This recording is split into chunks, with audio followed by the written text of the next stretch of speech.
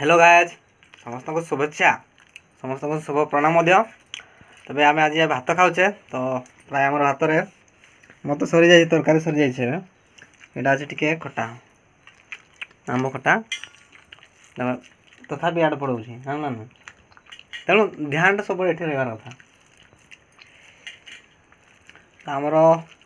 अति साधारण परिवार पछाड़े अच्छी के देखी से किस कौन कहती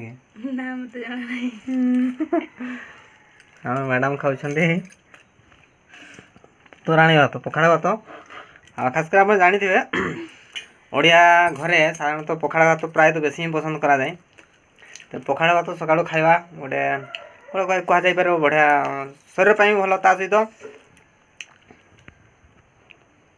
माने मुझे गोटे एठी पड़ो मजा हाँ मेन कथा कैमेरा को जीवार कथा जी कैमेरा को तुम फोकस कर तुम्हें ताकू कोच भाया लगे शुणी